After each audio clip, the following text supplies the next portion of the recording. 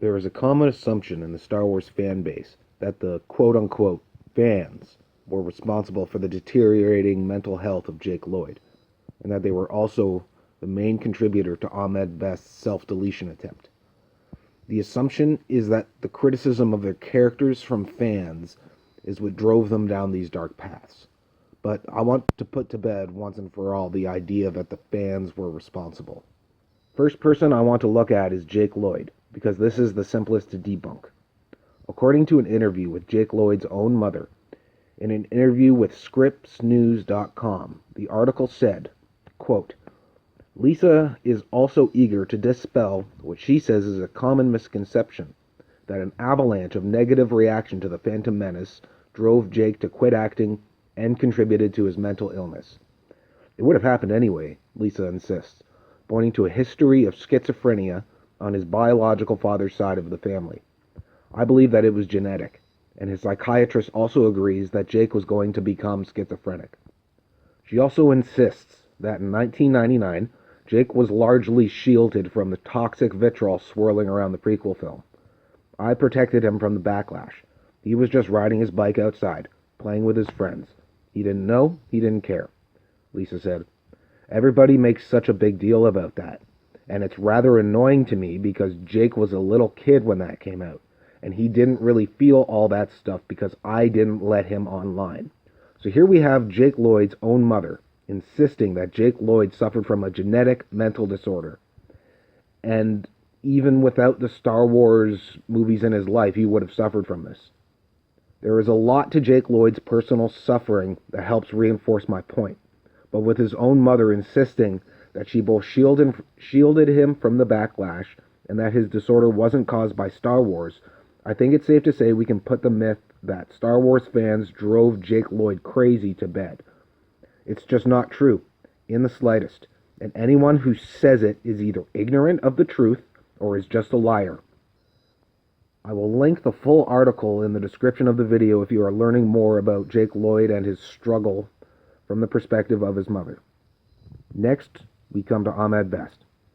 Thankfully, Ahmed Best has his own personal YouTube channel, where he did a collection of videos called Field Notes, where he goes into great detail about the backlash he faced in 1999. Firstly, let's look at the tweet where he originally admits to his self-deletion attempt, and where he says he faced a media backlash. Media, not fan. Now, some people might say fans are part of the media, but is that what Ahmed Best meant? Here's a quote from Ahmed Best's own Field Notes on the subject. I felt like there was more of a popular media and normal and traditional media backlash than there was a fan backlash, even though the fan backlash was still huge.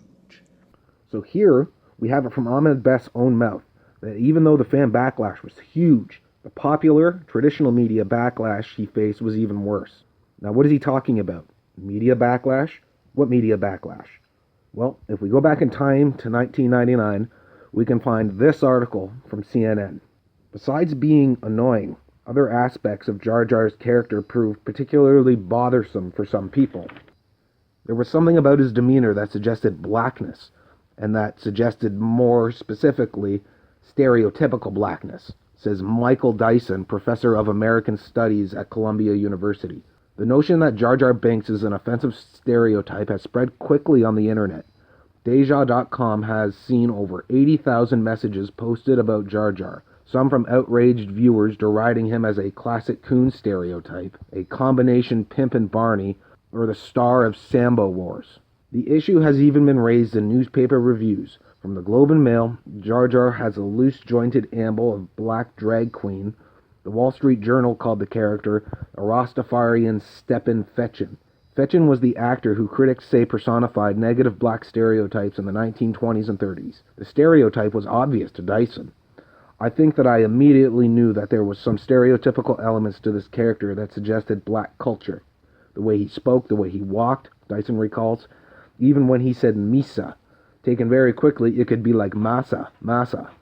Now, here we have an educated black studies professor, someone who can't help but see the world through a racial lens, being highlighted by CNN, one of the top news outlets in the world, even in 1999. And even the article itself says that other news outlets had been pointing to the blackness of Jar Jar Binks before this article was even written. And this Dyson person seems to have been at the forefront of it all. But is this argument of blackness the cause of this media backlash that Ahmed Best is talking about? Let's listen to the man himself.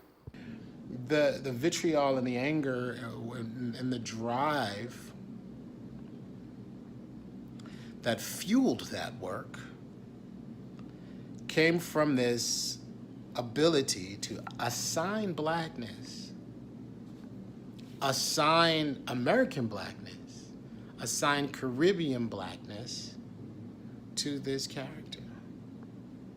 And once that was done, everybody was all right with treating that character the same way you've treated black men in the Americas throughout history. So here we can see that he blames the assignment of blackness to Jar Jar as the reason for the vitriol that he received.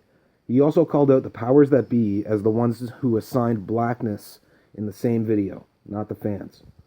So what are Ahmed Best's current feelings on both these parties, the fans and the popular media who labeled his character a black stereotype? I think thinking about fans like they're these, obese, pimply, angry trolls who've never kissed a girl before, I think is a mistake. The Star Wars fans are all of us. And as much as I was personally damaged by the Phantom edit, somebody took their time and their money and their equipment and re-edited an entire movie. Now, I know it was based on their point of view, but you have to care a lot to do something like that. Editing is not easy, and editing takes a minute. So you really have to care a lot to do something about that, which means that the person who did it really cared. There is this fan base that I don't think is being respected as much as it could be respected. I think, Star Wars has this incredible resource in the fan base. And I don't think it's used enough. I don't think it's paid attention to enough.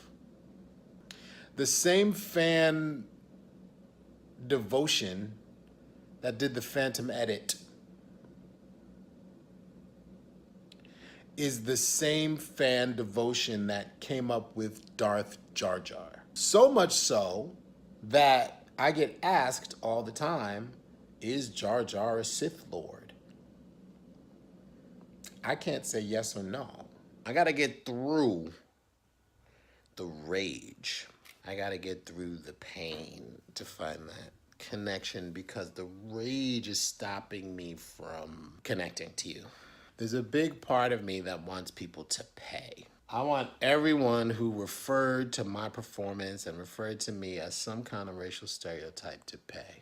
We can see from the man's own mouth, he seems to have an appreciation for the fans, despite the backlash he received from the minority of people.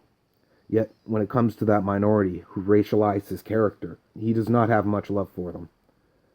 Alright, so that's about all I have to say on the subject. I feel like I made my point. Go ahead and click a button if you want to feed the almighty algorithm. If you have the free time, go check out Ahmed Best's YouTube channel and give him some love. Link in the description. Have a good day, and may the Force be with you.